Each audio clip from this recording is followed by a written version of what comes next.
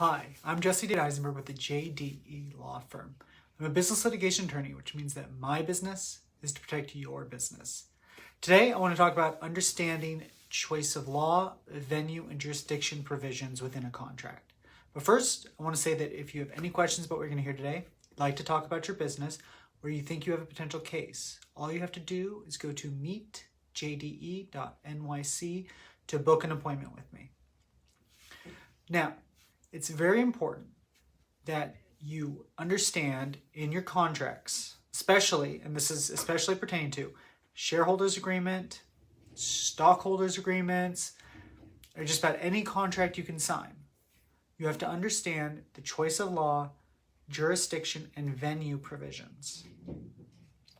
Now, a lot of contracts don't have these kind of provisions because either, let's say it's two New Yorkers who make a contract together and they don't really worry about it. Actually, that's basically it. It's usually two people who just don't worry about it because it's a small potatoes contract, or they're in the same state, things along those lines. However, it's important to always look to see if there is a choice of law, venue, or jurisdiction provision in your contract. Now, the reason I'm even talking about this is it's actually come up fairly often with my clients recently. For example, I had a client who wanted to sue on a contract they had.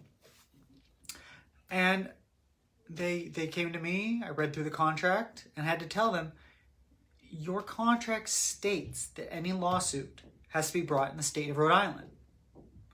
They're not from Rhode Island. I'm not licensed in Rhode Island. I can't help them with that kind of lawsuit. Now, again, this happened recently.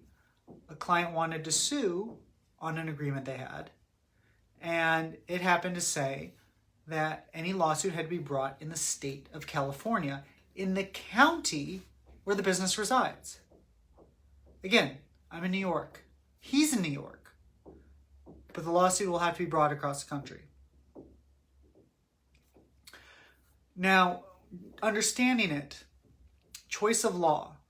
A choice of law provision states that no matter where the case is brought, a specific state's laws are going to govern the contract. So, for example, you have the ability to bring a case in Florida, but the contract has a choice of law provision for New York.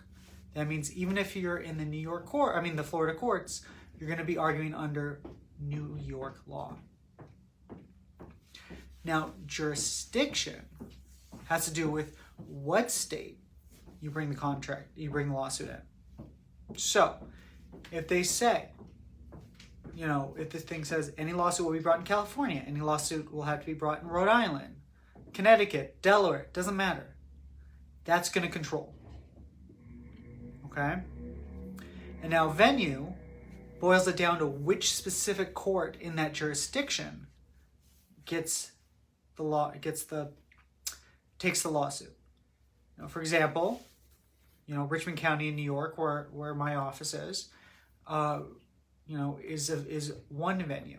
And I've had cases moved from the Bronx, Westchester, all over New York to Richmond County because it was in the wrong venue.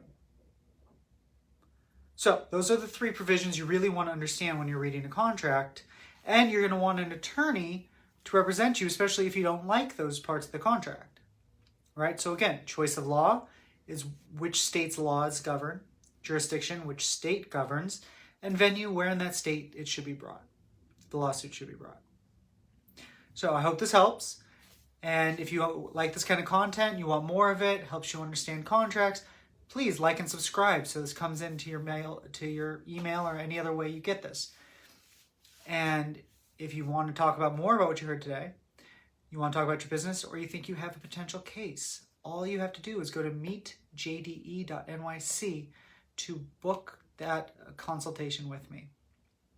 Once again, I'm Jesse David Eisenberg with the JDE Law Firm. I'm a business litigation attorney, which means that my business is to protect your business.